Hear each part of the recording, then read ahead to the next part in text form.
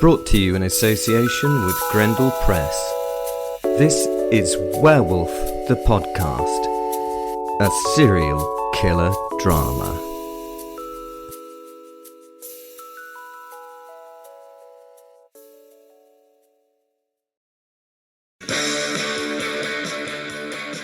Hello, this is Will the Werewolf, and this is Werewolf the Podcast. I hope you enjoy listening to the other episodes. This is a story I'm just recounting about one of my, kills during my teenage years. I like to look back on them sometimes, especially ones that had a bit of a twist. I am 15 years old and just out enjoying my wolfie form on a casual killing, out of town type of thing. I'd been following two dumbass kids who were carrying dumbass camping equipment just to see if I could have some dumbass fun with them. If they decided to spend the night in the wild, they would receive a wild night from me as a reward. A wild night in the sense that I would be a wild animal slaughtering my prey. So cool having actual prey. It made me feel all powerful and stuff. I follow them as my humble, humy self until they arrive in a small valley that is heavily wooded and entirely off the beaten track. Perfect, sends my Fenrir. Within the local area, these small valleys are called dells. They are a common feature of this bumpy countryside and a great place to hide and get lost in. They have set up camp very badly. They have pitched their £20 dumbass cheapo tent and are initially in that dumbass tent. I liked to make my stories up for these moments at this young age by giving the the characters' names and backstories to enjoy the whole process a little more. If they are just unknown individuals, then it wasn't, the same to kill them. No anti-emotional empathy and stuff. It also adds a context for me. I have no idea who the kids are or what the actual story of the night is, but this is the one I have given to add spice. Brian and Dave have both told their parents that they are staying at the other one's home so they can go camping in the little hell of a dell. Those crazy kids, my posit says as I tell him the story. He's always very supportive about these things and sits on his haunches being his huge mother-loving self, but an interested huge mother-loving self. They seem to be about, 15 years old, judging by the acne and the pungentiosity. But who can tell with kids going through puberty at 9 years old and stuff? I blame it on hormones in the water, maybe. Brian is fat and Dave is thin. Sorry if I'm offending anyone. And in some ways, apart from the outfits, they resemble a young, spotty version of Laurel and Hardy. For those who know who Laurel and Hardy are, obviously. Otherwise, they look like a thin, spotty kid and a fat kid. They have made themselves a fire, and they were obviously never in the Scouts as it's badly made, being mainly firelighters and dead matches. With the crap fire, they've moved on to doing adolescent shit. You know what I mean by adolescent shit. Talking about girls and tits, smoking the herb, talking about tits and drinking Tenants Extra. Oh, and talking about tits. They seem to have a real fascination for tits. I support them in that. Not support tits, and it's God. That's a bra that supports tits, but it's tits. Well, tits are very nice. Sorry, got a bit distracted there from the thought of tits. Well, it's going to be a fun night for them, Fenrir says as he looks away from me to the two boys. Right, let's get down to doing some psychological scarring things, Will. He always uses my name when being the teacher. At this point, I'd got bored with the storytelling and my werewolf ADHD had kicked in and I just wanted to kill them. I have to remind myself that I need to take my time and enjoy the moment. It's all about the experience, not just the medieval brutality of the outcome. I want to hurt them, mentally and physically. I need to remember the cruelty that I enjoy and employ it correctly. I've read a lot of horror writers. They have very little on my level of torment and sedition. Very few of them have actually lived the processes that I use in my art. They have not done the things that they used their imaginations to describe. I have done all of the things and applied the things I describe. You will get an actual description of how the human body and psyche can be crushed and how it reacts to being ravaged by me. 'Cause I've done all the things I am going to tell you about. I genuinely get bored by the Saw movies and stuff. I know how people come apart, and it's not like that. I know that someone with a crushed ribcage can't talk. I know how long they will survive for after being damaged. I know if you pierce a lung of a person, that person cannot then scream. Honestly, it is as if none of these horror writers has ever done the field research. Each story I recount describes the art form that I work in. I live it and always try to push the boundaries. It took a lot of effort to get to my level of torture and violence. This particular story is a description of one of my teenage kills, so it will get better. I promise. The kills, that is. To carry on with the theme above, I also have to tell you that humans are really frail and easy to kill. Man, you guys amaze me that you actually make it through a single day. A slight bump of the head or a bite of a bug and it's over. It's a miracle that you've turned into the plague you have. So I also know how to do just enough hurt not to end a life. Later in my journey, I would often let my art live after the piece was created. That way it would continue to develop. I would check in now and again on my developing work to experience the new directions that it had taken after my initial input. Now, back to my teenage kicks. I absorb my posit and take my big, wonderful wolf form. We've now combined Fenrir and me, and our minds work in sync. I start to circle the camp, breaking random twigs on purpose and giving an audible little growl here and there. Every now and again I had a quick burst of movement to provide a fearful rustle in the bushes. They're thick as fuck. Thick as very, very thick things. They're ignoring it or not aware of it, so I up the ante and let out a little, I'm embarrassed to say it, admit it, pathetic howl. They stop talking and listen. All conversation and descriptions about Susie, spelt with a Z. You might wonder how I know it's spelt with a Z. I just fucking know. She just had to be spelt with a Z. Susie. Well, the conversation of her and her tits is gone. The can of lager stays at the lips of one boy as he tries to see into the darkness outside the circle of firelight. Now they are aware that something untoward, a great word untoward, is happening, and I can feel the blood start to quicken in their veins. Their heartbeats have become audible, and they beat excitingly like the bass drum of a death metal band. I can smell the adrenaline dumped into their now frightened systems. It oozes out of them with their freshly produced sweat. I sense a change in their general state as they begin that prey species staple, the stress response.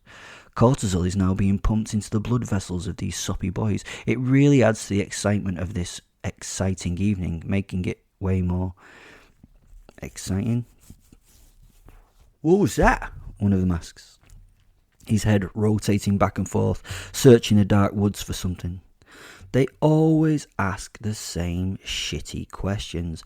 If this was a film with a comedic bent and not just a shitty podcast, there would be a loud ding and some freehand graphics, maybe in a dope graffiti style, that would write up, "The first question is, what was that?" in big purple letters. Honestly, if I had £1 for every time I heard that, I would have, well, literally a few £100, because I do this kind of thing quite a lot. Well, maybe not hundreds, but probably 100-ish. The only sound now for the dumb monkeys is the distant traffic of the local main road and the wood being consumed by the somewhat meagre fire. Big pop! Suddenly one of the logs in the fire gives a massive crack as the moisture that it contains vaporizes, and it sends sparks and embers flying out of the fire pit. The shock of the sound causes the boys to leap to their feet and then freeze open-mouthed, listening for more. After a breathless few moments they relax, and then both laugh at their actions, sit down and return to their conversation about Susie, with a Z's, huge and wonderful, double D's. As all this goes on, I lie quietly resting my head between my paws and watch them as they calm themselves in the monkey way by being obnoxious to each other. I believe this is called banter, and consists of them mocking each other in a friendly manner about them being more scared than the other. It's not amusing in this werewolf's humble opinion, and involves a lot of pretense about sexual conduct between the boys and the other boy's respective mother. The stress hormones in their blood begin to fall as the alcohol level increases, and for a moment I let them enjoy the relief and the dopamine boost that they get as the flight, fight or freeze response wears off. These primates congratulate themselves on surviving a howl and a big pop. Sorry, that pop was not big enough. It was more like POP! They laugh and giggle as they find reasons for what they've just heard, blaming it on a girl called Alice, who apparently is a bit of a dog. They laugh at the fact that this poor young woman should only be allowed to walk the woods at night away from the ordinary people in society. See, these people are just awful like everyone else. Oh, the humanity. Nah, you're all nothing and deserve to die. I just get to enjoy it. As they start to relax again, they put music on through a cheap cassette player. Those of you who are too young to know what a cassette player is, then either Google it or replace it with a more modern music player using your restricted imagination that you have, you young person you. They continue with the chatting and then the drinking as though nothing had happened, not very bright. Then they seal their deaths as Def Leppard starts to be played. Oh, you can YouTube them too if you fancy. Well, no, that's not true. What am I saying? They were going to die anyway, but they have naff tasting music, so they will be even more harshly dealt with. As the soundtrack for the evening, I must admit that it's pretty annoying and takes me away from the enjoyment of the situation. What is it with Def Leppard? I just don't get it. You look and listen to like Zeppelin and Sabbath. Please check them out if you are a musical philistine who are really talented artists that are cool and creative, and then listen to this Def Leppard rubbish.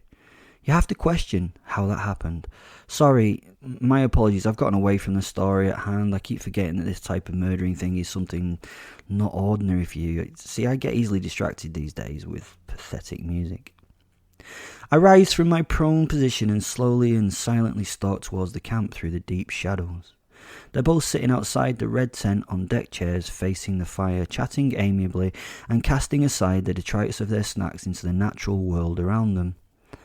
These are perfect examples of dirty human scum, littering and polluting with waste and plastics without a care. Oh, I know some of you very carefully take your bags for life back to the supermarket to save the planet.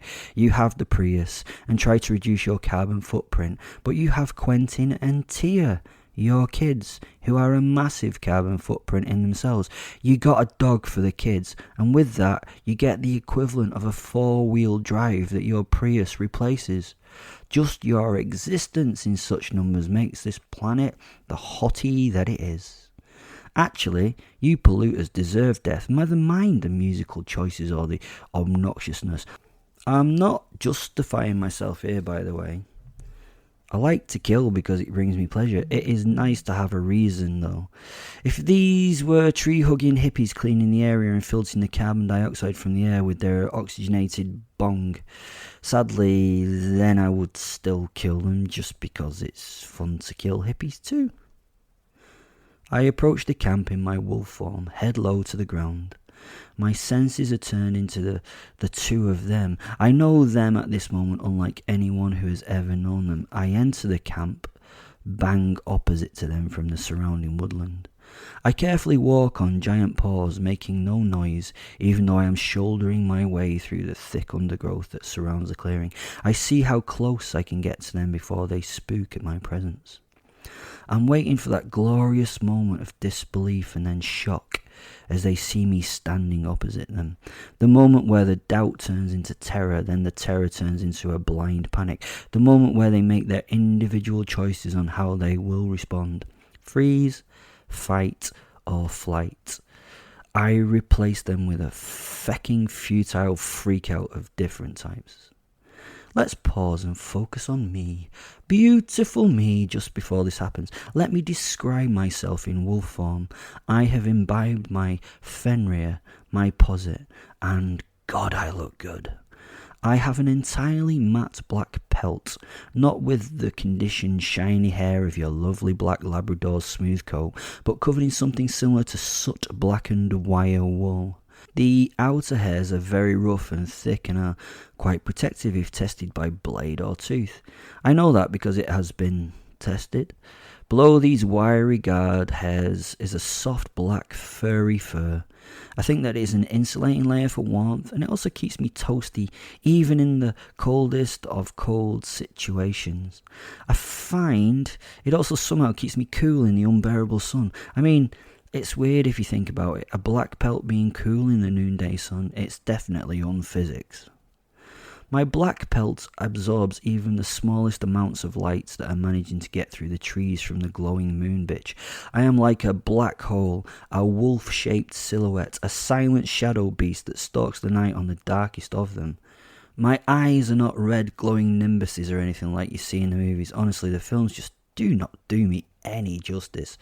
My eyes are cool, yellowy green. They do not glow or anything cool like that, but I have that reflective retina thing that nocturnal animals have. It's called a tapetum, so the eyes shine with a bit of light, making them appear as if they glow. I know all this and can use it to a significant effect in spooking my prey. Oh, and seeing things in the dark too really helps. As a big ass wolf-shaped shadowy thing with glowy eyes, I can often be the last thing, and have been the last thing, many victims see. To add to this, I am huge. No, I mean fucking huge. I would use more than one sort of exclamation mark if I was to write that statement, if it were not the fact that having more than one exclamation mark signifies that the writer is falling into madness. That's what Terry Pratchett says, and he knew his shit. From my forepaws to the tip of my ears, I am 8 feet tall. That's 96 inches for you metric types. That is 2.5 meters tall. This writer is an old English educated person, not a decimal person, so 8 feet tall is right. I have no idea how long my body is from the tip of my snout to the tip of my tail or what I weighed, but I am huge! Exclamation mark, exclamation mark, exclamation mark. There, I did it. I used the multiple exclamation mark things. That apparently means I am a little mental. Who would have thought that I'm a bit mental? I have measured my paw prints after leaving them in the mud on a hunt on the night before. They measured 11.5 inches in length and 10 inches in width, which is significant. Significant. Ha! No, that's massive. What's that in centimetres? 30 long by 25 wide, roughly. Oh, who gives a damn? It's all extraneous detail that no one gives a flying fuck about. Although it is all a little known but uninteresting fact that wolves have evolved large paws compared to their body weight, so they can run over the surface of snow when hunting. They don't sink through the crust. That's an exciting fact, actually, yeah? So you get the idea that in my wolf form, I'm big. In my wolfman form, my were form, I am even larger, but the wolf form causes more fear at the beginning in humans for some reason. I guess it may be the DNA that stores the fear of the wolf predator in the human. Those ancestors of the modern monkey who flew before those primordial packs saved the horror of the outline of the wolf in their DNA. You could believe that if you find the modern research that says that memories can be stored in the DNA. Humans did experiments on cute little white mices. Basically, they had a section of a cage that electrocuted the mice if they walked on it. You lovely kind humans, you. After a while, the mice avoided the painful part. Makes sense. Then the mice that had these experiences was bred, and the offspring of the mice were put into the cage without the parents. Somehow, the offspring, they knew that they should avoid that corner of the cage. They weren't taught this fact. Neither did they learn to avoid this section of the cell through experience. There must be memories then in past DNA. Clever things found through torturing small creatures. You humans are so great. Memories of wolfmen do not really get stored in this way. You're pretty sure to die if you see a wolfman though. Right. Had to get that out of the way so you can use your imagination of yours to see in your mind's eye what these two no ones saw. What did I name them again? What is it? I called them Dave and Brian. What Dave and Brian started to see as I slowly emerged from the rhododendron undergrowth not far from their fire was an enormous wolf. It does not sound all that scary written there, but oh, I am sure it was for these two young gentlemen. I edged forward, just waiting for that moment when they first saw me. Honestly, it is extraordinary to see it when people do. They often do that double take thing that you've seen hundreds of times on your cartoon TV programs. You know, the one where they first turn their heads and see something, then carry on normally in whatever they were doing, then suddenly realise what they may have seen and then look back again, but really quick. Wile E. Coyote does it all the time when the nasty bully roadrunner tricks him into traps. Dave saw the shadow of me first. I don't know how much of me he saw, but I don't think I was too far into the firelight at this point, so I think he just saw a black wolf head and a pair of shining eyes. Well, be honest, it doesn't matter how much he saw because he just froze solid. I have excellent gaydar and an even better 3F star. The 3Fs are how a person responds to a situation that the body deems immediately dangerous. Your body, when it feels imminent danger, dumps a mixture of hormones into your system that then allows you to try to make the best decision out of just these three: flight, freeze, or fight to save themselves. I've already sensed that these guys would be the freeze types. It tends to be the case with the young and inexperienced. I don't know. Maybe it's a lack of danger in their lives or a lack of experience in general, but they tend to choose the most stupid one of the three. I genuinely think that they have just not had enough near-death experiences and default to the lazy one, as laziness has not hindered their protected little insignificant lives so far. It is, in fact, also the most boring one for me, to be honest. Yes, it is the freeze response. Yawn. He just stared right at me with his big flappy mouth hung open like a complete idiot. He almost put me off my appetite. Now, the key to the following action was to disappear from his sight before he could make his friend aware of me. He would then be a freaked out individual who had been drinking and doing drugs, trying to convince his mates that a giant black wolf was standing at the edge of the fire that his friend could or did not see. This is an amusing 5 minutes of anyone's time. The secret is to withdraw slowly and silently while maintaining eye contact with the person that has spotted you. That way, they don't usually make their friend aware until you break eye contact again. A quick movement snaps the prey out of the freeze response into the utter panic of the moment, so I slowly withdrew back into the bushes and moved to the opposite side of the clearing to watch the next few moments. The beer can fell from Dave or Brian's hand. I can't remember who I assigned what name to right now, and it fell to the ground where it spilt its precious contents on the dry mud of the clearing. The other one stopped talking and quickly grabbed for the emptying can on the floor, cursing his buddy for spilling its precious contents and telling him how hard it was to get this stuff from the shop. The can dropper was oblivious to all this as he just pointed in the direction of where I had been. Then, without removing his eyes from where I had been, he tried to talk. I just saw this huge thing there, said the first dummy. He calls me a huge thing? A huge thing, is that it? I'm at least a colossal wolf or dog, you moron. I frustratingly felt that these two were actually too stupid for this to be fun, so I considered ending it right with teeth and claws. They were obviously too idiotic to make this any fun. It was a black dog with eyes staring at me. It just stood there, he told his friend, pointing to where I'd just been. The other boy started to laugh at his mate, who he felt had obviously succumbed to the drink and the drugs, or maybe he was trying to scare him or something. Yeah, right, William, said the disbeliever, and I saw your mum's pussy staring at me the other night during Coronation Street, he countered. It's got big eyes. He must have realised something was wrong when his young friend did not respond to this taunt. Then the not Brian but William just kept staring where I had been, bless him. His friend actually became quite concerned and wanted to reassure him. You're drunk and seeing things, dude, he told him, reaching out and patting his arm. William recoiled from the touch and looked at his pal. No, man, that was real. You trying to scare me, Will? He laughingly said.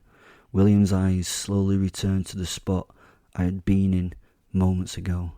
No, mate, there was this huge dog right there, just stood staring at me just right there, repeated William as he turned to face his mate, looking at him right in the eye and standing up to emphasise the point. Have you dosed me or something? He paused, his anger growing. You've given me something, you trippy bastard, haven't you? Exclaimed the now furious young William. Dave at this point just sat staring at William and he looked deep in thought and very confused. No, mate, Definitely not. Mark had nothing left. No, mate, honest, I would not do that to you anyways. That would be too uncool, he replied. His body language showed that he meant what he was saying and that he was getting a little concerned about what's happening. So, what the fuck did I see then? Said William. Wow, anger's cool. That's a rare emotion to see at this point from a monkey, an infrequent response for this type of situation. People sometimes get angry at being scared, and my little mate here hid his fury well. He was also going to blame it all on his friend. Little dark-minded bastard. I was actually quite impressed with him. What was that then, Rich? Shouted the angry William, not Dave, but Rich. I don't know, mate. I saw now at all. Nothing to do with me. You're just smashed, mate. Sit down. Nothing out there. It's 'cause you're a psycho, mate. Those drugs your doctors have you on do weird crap to your mind, innit? He laughed, but nervously. I could tell that William was a little unstable, and maybe Rich had been on the end of that instability before. The angry lad, hugging himself, stared down at his friend. His hands were flexing, and he considered his next move. Once more he looked back to where I had been, and sat down in angry silence, snatching the can out of Rich's hand. This explanation by his friend seemed to mollify the boy. Excellent! William was the mental case, and I got to play with that. Eventually the conversation between the two boys started again, and everything became friendly and cordial. As Rich passed him a poorly rolled joint and he lit it for him, my presence was soon forgotten. This particular kid must have psychosis if he was willing to think that seeing me was just one of those things that happened inside his head. This was going to be great. He would not be able to work out if I was real or imaginary. So now I needed him to feel my presence and get them to a point of hopelessness. God, I crave it. One problem I have now that was not an issue then is the invention of the fucking mobile phone. Honestly, this is one little invention that has made life so difficult for me.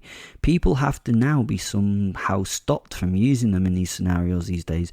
If my possible victim gets one chance to make a quick phone call, it can ruin my evening and make these little dioramas that I so carefully build have to end quickly without any of the long drawn out psychological torture that I love so dearly. It's not a perfect horrific killing when you just do the physical torture to people. Oh, and don't get me wrong, it's fun, but it's like having quickie sex. It's good, but does not have the whole fulfilling thing of romance and decent foreplay and all that bollocks I've heard of. So mobiles can be a real issue. Not only because people can phone, but they can take photos and film. This was a time when they were rare in this story. So you could not guarantee that they had them or didn't have them. So annoying. But these guys defo had nothing to call for help with except their voices. The good old days. So now I add the fears slowly without them really panicking too quickly to try and bolt or run off. It's a bit like boiling the frog. You know the idea, well, I hope you know the idea. The story goes, if you put a frog into boiling water, you are not only a dick, but it will try to escape by jumping from the water. It's an accurate tale, as I know because I've tried it. They try and jump out of the pot really fast, so you have to have a deep pan and a shallow bit of boiling water to stop them from leaping out. Also, if you put the lid on, you can watch the frog smash its head against the glass before it dies. It's impressive to hear them pop when they cook. They pop like popcorn. If you think about it, the internal organs are, I suppose, in a sealed bag, which pops when the heat expands them. You get a frog soup, but don't eat it. Honestly, it tastes disgusting. I've done the boiling pot experiment with a few different animals. It's not just frogs that do the jumping. Most species try to escape. On the other hand, if you put the frog in the pot and then slowly increase the temperature over a long period, the frog will just sit there and get boiled without any panic. It does not notice the fact that it is being cooked slowly. Cats, funnily enough, do feel the slow temperature change and still try and get out the pot as you add heat. I hate cats. The reason I hate them is not that I'm a dog-like thing and that is what you're supposed to do. It's because I think they're just arrogant, stuck-up creatures with too much self-importance. Why do so many cats disappear in this area, never to be found? Because of me, that's why.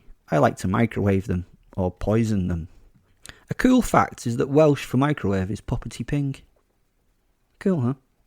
Sorry, back to the story. So what I had to do was slowly ramp up the fears so they just accept it and do nothing rash to end it too quickly. The good thing was they were drunk and stoned, so they really would not want the attention of parents or police unless it was a life or death situation. Sadly for them, It was not. It was just a death situation that they were in. I planned to play on William's broken mind, work on him and let him be the centre of the fear generated. I liked his anger produced emotion, and it would be great to build on this to see if I could make him hurt his friend in response to it, or run, or maybe do crazy things that I wouldn't expect. Human emotions are so much fun to play with. One of my favourite times to play with someone's fears is when they're struck by a call of nature. Humans tend to do that away from others when they need to do it, so it's a good way of getting to know them on a one-to-one level a little better. So when I saw William put down the can, leave his seat and start walking to the edge of the firelight, I knew it was an opportunity to add slightly to the fear. His eyes were adjusted to the light of the fire, and it would take a while for him to get his poor human night vision going, so I knew I'd have to be quite close to him for him to see me. As he undid his flyer and rummaged and focused on removing his bits from his trousers, I slowly worked my way up towards him. I was silent, and I was unseen. He sighed a deep sigh of relief as he started to urinate. He only then realised that the tree next to him was actually Wolf. I think he may have slightly soiled himself as he leapt back in shock and peed all over himself. I burst away into the dark, making an incredible amount of noise as I disappeared into the bushes. I smiled as I jogged away at a reasonable distance, leaving behind a screaming, swearing William sat in a puddle of his own urine. He was sat there wondering what had just happened. Chaos broke out on the campsite. Shouting and flapping was in full swing from both parties. I had to be ready now, just in case. William was still on the floor at this point and was scrambling back towards the fire. His loose pants were now around his ankles. They had been dragged down his legs as he pulled himself along the ground. He was pointing in the direction of his urination and yelling nonsense. "Who's there? Is that you, Cal? Stop messing about. Come on, man, this isn't funny," was shouted into the night. He was wrong on 2 counts. There was no Cal, and it was funny. I was finding it hilarious. Rich at this point had got to his feet and was looking over in the direction of the pointed finger. He walked over to William, started to gesture, and joined in him asking the "not there" Cal in the darkness to stop messing about and come out. They kept repeating how it wasn't funny, man, and Cal just needed to show himself. Then I noticed him almost too late. There's another fucking human, and he was making his way noisily towards the site. William at this point had stood up and pulled his pants up after falling down again several times in his haste. Once in his pants, he rushed to his pack where he dug out a knife. With the knife in hand, he stared, shouting into the darkness that he was going to have it. The person making his way towards the camp stopped when he heard this commotion, and he began to shout back to the scared boys. "Hey guys, it's me, Carl!" shouted. Well, I guess it was Carl. Silence descended in the camp as relief swept over them. It had been their friend all along that had been doing a prank. Phew. As Carl moved forward, I slowly and silently snuck up behind him as he continued talking to the guys. He had no idea I was there. The light cast from his torch gave no night vision, and on top of that, his focus was entirely on the camp. "I'm here, Rich!" Carl shouted again. "I managed to get away just now, being a pain in the ass, to get backside to get out. My mum was having none of it, left after she went to sleep. All right if I come in?" I could not see the camp but could smell the relief of the boys. "Stop messing about then, Carl, and get here, mate. It's been a weird one. This weed is super strong. You got us been seeing stuff," said Rich, laughing a little. Carl was only a few yards away from the clearing now, so I made a snap decision. Literally a snap decision. I snapped up Carl gently around the waist with my mouth, well, as gently as I thought I could, and still keeping him from escaping, I held him. As my jaws held him, he in response started screaming and flapping around like a flappy thing. To pacify him a little, I gave him a shake and slowly carried him away from the camp, hoping only the boys would hear the screaming and that there was no one else in the local vicinity that may take an interest. I could not see the effects the sounds of their dying friend would have on the two of them, but they would either think that Carl was still taking the piss or that he was in actual, horrific, real trouble. I imagine it must have been horrible to hear their friends' cries for help and screams of pain disappear into the distance slowly, or just infuriating if they thought he was trying to fool them again. I had bitten a little harder than I thought. Quite a lot of blood started to enter my mouth. The screaming and shuddering boy seemed to deflate and go limp in my jaws. He wasn't dead. He'd done that weak-minded thing of just giving up hope when he could not escape. Always a disappointment in my eyes. No fun to be had with him now. So I bit hard, crunching through his lower spine and his guts and shaking him apart, back and forth with the action of my head, showering the local vicinity with his guts and spattered fecal matter. Finally, I threw his legless and lifeless torso on the floor and ate a little before returning to the main meal. After eating, I left his remains in a pile and trotted back to the camp to check where the other two had got to. In a perfect world, the two of them would have broken into a panicked run. I could have done with a chase. A bit of exercise would have been nice. But when I got back to the camp, the two guys were huddled together in the centre of the clearing near the fire, back to back. They were now shaking and crying, not knowing what to do and sadly not running. Obviously, the sounds that they heard during the kill had not sounded like Cal was joking. It must have seemed absolutely real. They were there now, one with a knife, one with a stick, both looking very scared. The music was still playing and neither of them was speaking. After a few more moments, they began to talk to each other, trying to convince themselves that Cal was still playing some kind of trick on them. They were shouting at the now dead boy, telling him to quit it. They were shouting about how they would kill him when he revealed himself. A bit late there, guys. Cal, come on, stop messing about, please! They kept this up for a while. I lay down to watch the scene for a bit, my head laid between my forepaws once more. This is the bit in the horror movie you don't see, the bit where the victims slowly stop panicking and start to try and work out what to do next due to the lack of Cal's appearance. Oh God, Rich. Oh Jesus, man, what the heck are we going to do? What the hell are we going to do? Warbled the terrified William. This was going perfectly for me. What are we going to do? Asked Rich in reply. We're getting out of here, Rich. Grab your kit. Forget the other stuff, said William, motioning a direction out the camp. Now, I had no worries. These guys had no way to draw the attention of anyone outside this little set-piece drama. This was where I would really start to crank up the levels of fear and despair. I set to silently circle the camp, stopping every now and again to cause the rustle of a bush, or to add a little guttural snort or roar. Random scary noises from many directions. Pumping up the fear, I would quickly burst through the undergrowth near the camp, always close to but not visible to the boys. All this effort would be worth it when they realised there was no avenue for escape. They again had stopped what they were doing and stood transfixed, only their heads spinning like tops, desperately searching to see what was making the noise. It must have been incredibly scary not knowing where I was or even how many of me there were out there. They felt surrounded and alone. Perfect. Wordlessly, they both sat down in their respective chairs and looked out into the night. Hope had gone. They had mentally quit. It would be short-lived initially, but gave me an almost narcotic high. These stuck little dumb monkeys were giving me a buzz that I really lived for. I slowly walked out of the woods into the campsite opposite them again, nose to the floor and sniffing the ground. I pretended not to notice them.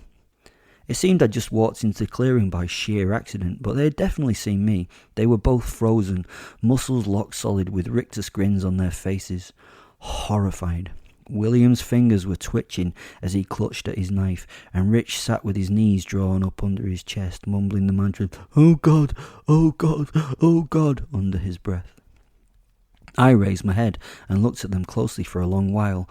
No threat was offered, just looking with interest at them to gauge a general reaction.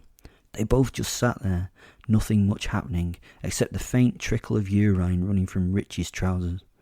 "Oh crap, oh crap, oh crap," kept repeating Rich, his eyes never leaving me. The braver of the two, William, started to move forward out of his chair. Slowly, inch by inch, he was trying to stand while remaining crouched. I couldn't believe that he was actually getting out of his seat. What a brave monkey. I simply curled my lip in response to this, revealing a set of carving knives for teeth, and then started to growl. The growl was a low rumble and played on the boy's monkey brain like a harp. I have a recording of my wolf growl. It's amazing. Well, sorry. Someone recorded me growling before they, stopped recording it.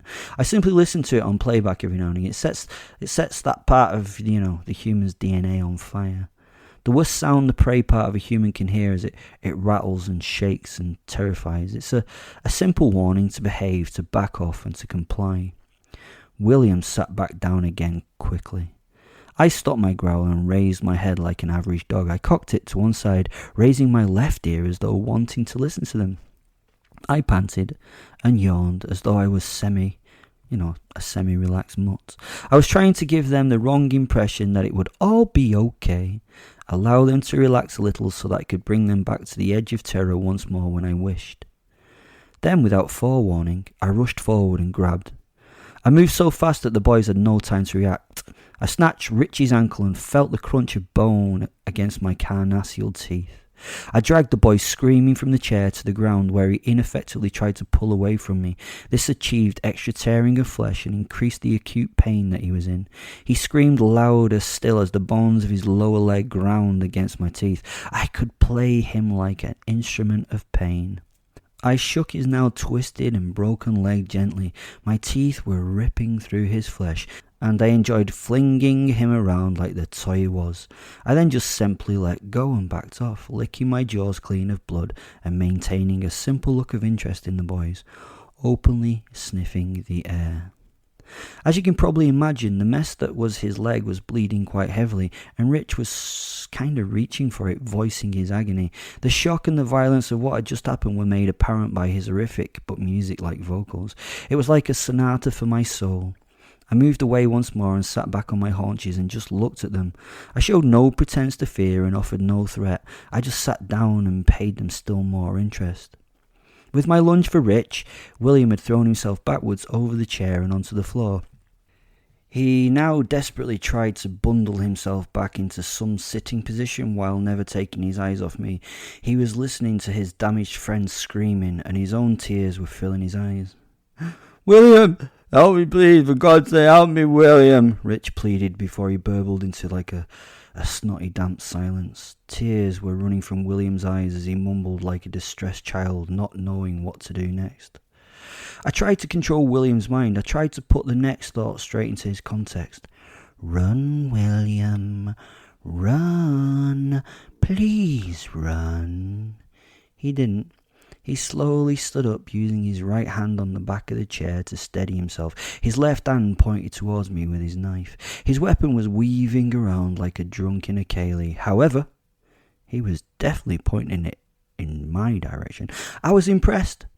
This was an incredibly rare reaction on the part of the average human, and part of the reason why I'm telling you the story. They never do this.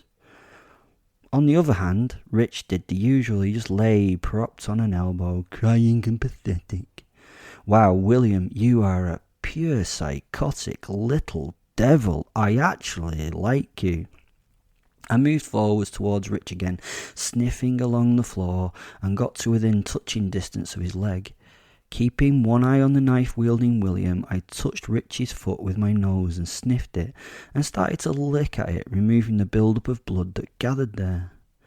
As I licked at the injury, I could see it hurt and freaked Rich out. He cried again, shouting out at me, "Get away from me!" He raised himself from his back to his hands and started to move backwards, dragging himself along the floor. I stopped him from moving by gently putting my paw above the broken ankle and effectively held him so he could not move any further.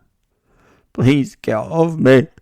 Please, it hurts so bad. Please get off me." He turned to his powerless friend. "William, please help me. Get it off me, please, William." Rich reached down and tried to pull his mangled leg free. I snarled and nipped at his hand, and he flinched it away.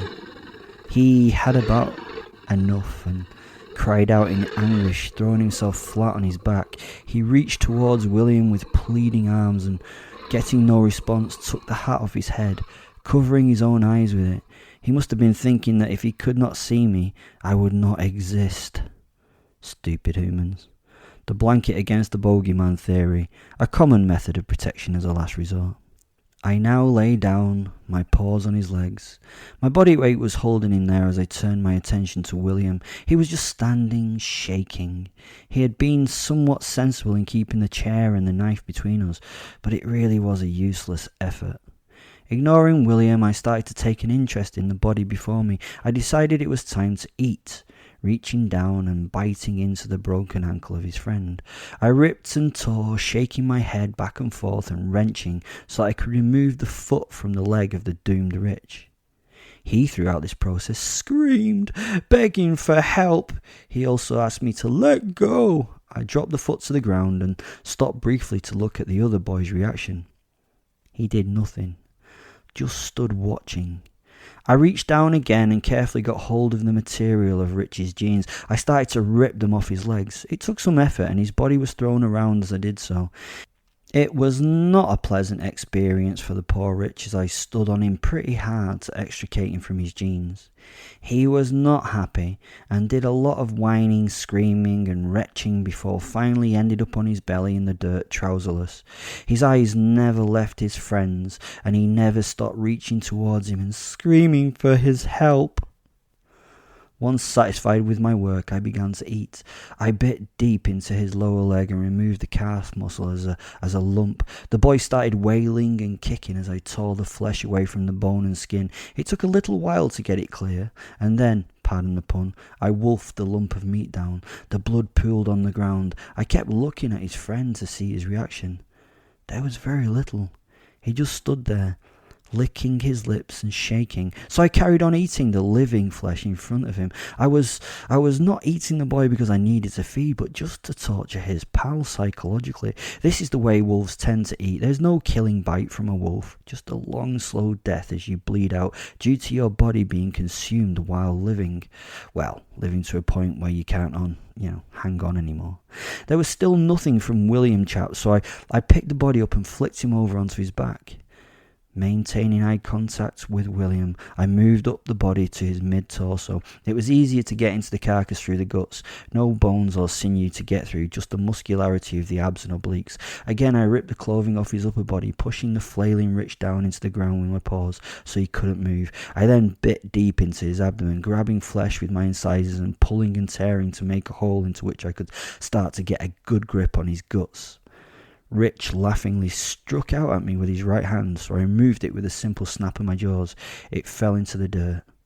I continued to eat, tearing into the unfortunate Rich's guts. He screamed again, but with a little less energy and intensity.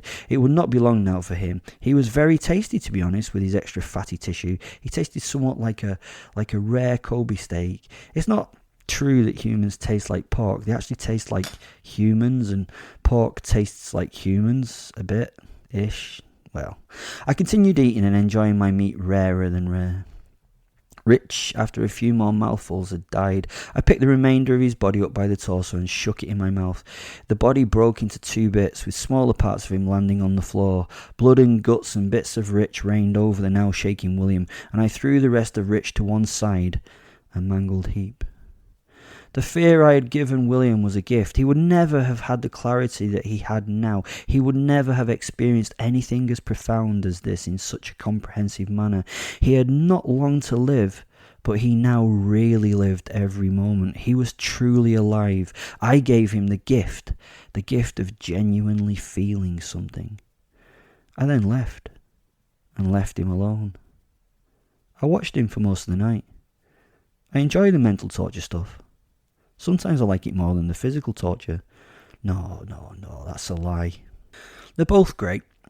I spent my time trying to, understand the things that were going through William's tiny mind. I soon realised that I could never understand these weak-minded fools. Nothing could ever make me feel this way. He had gotten up and made a mental effort to leave the scene. Every time he prepared to go, I had appeared as a shadow in the night, blocking his escape route to freedom. Will's will had broken in multiple ways. Each time he appeared, his reaction had been different. The first time he saw me, the fear exposed itself as sobbing and crying and wailing.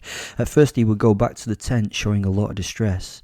There was a lot of heartfelt sobbing and a huge display of emotion, but this reduced with each encounter. This is normal. Your body can't keep up with the intensity of emotion for so long. You become flooded with adrenaline and stress hormones like cortisol. Initially, these are released in high concentrations into your blood. Then the concentrations slowly decrease over time. The monkey part of you exercises itself out. Read The Chimp Paradox. It really helped me know how to commit mental torture on my victims. The emotions displayed by a victim change over time.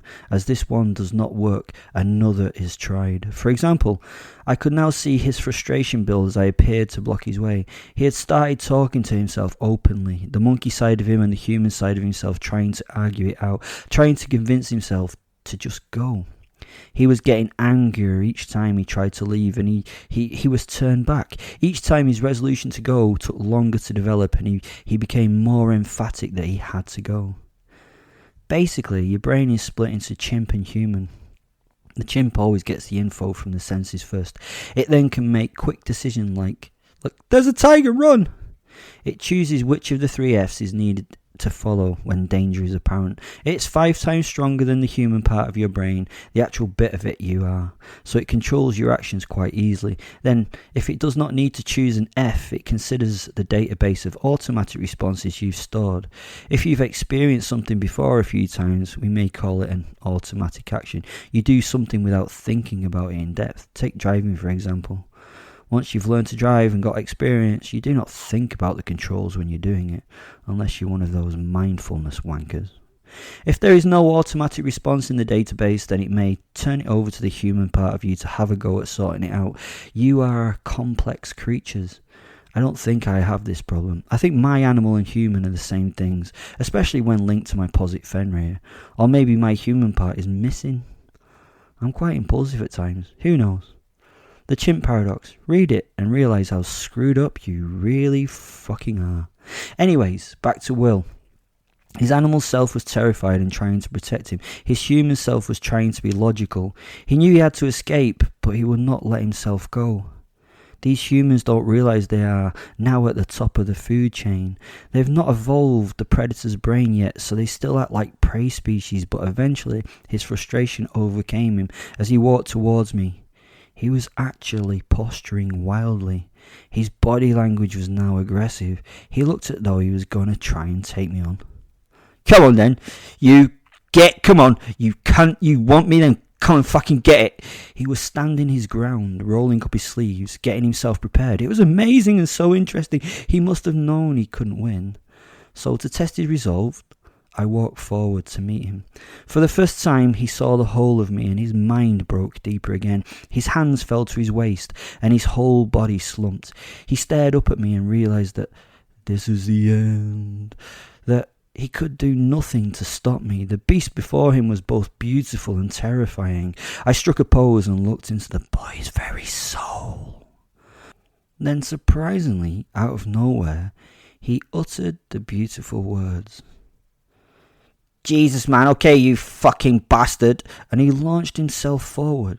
He had grabbed the knife from his belt behind his back, and he was going to fucking use it. The knife struck my pelt and was turned aside, jarring his thrusting hand. I did not move.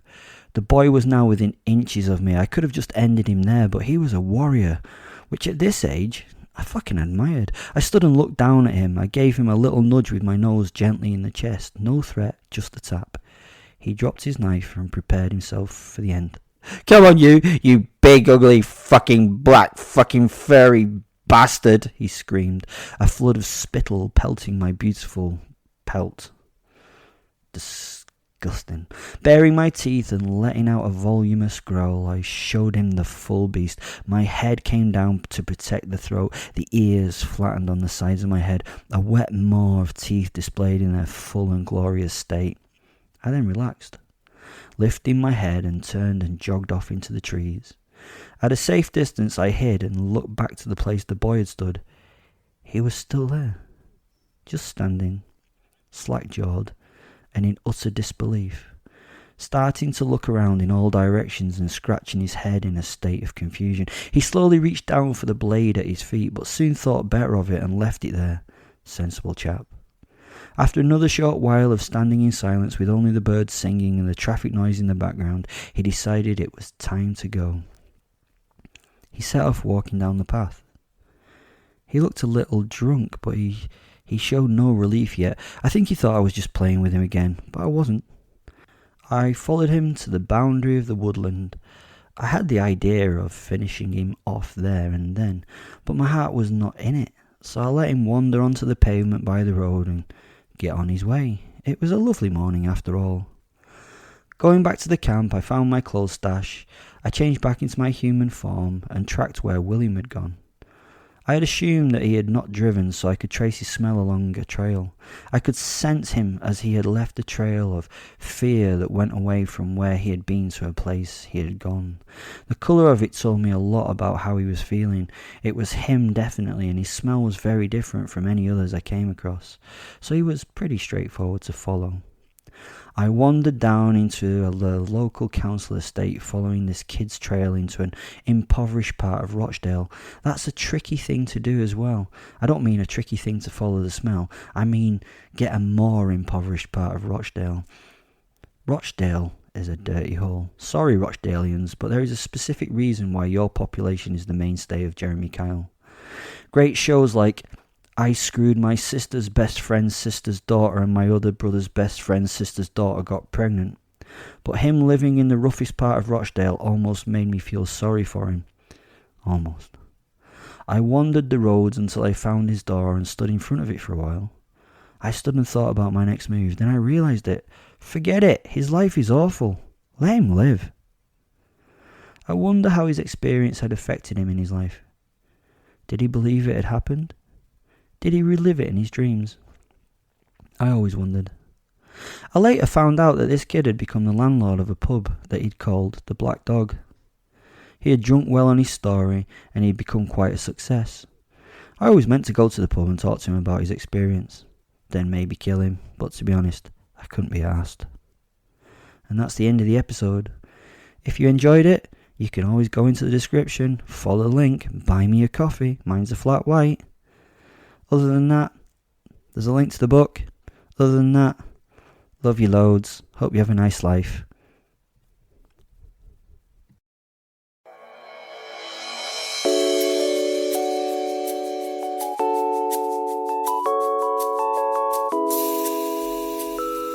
Brought to you in association with Grendel Press. This is Werewolf the Podcast, a serial killer drama.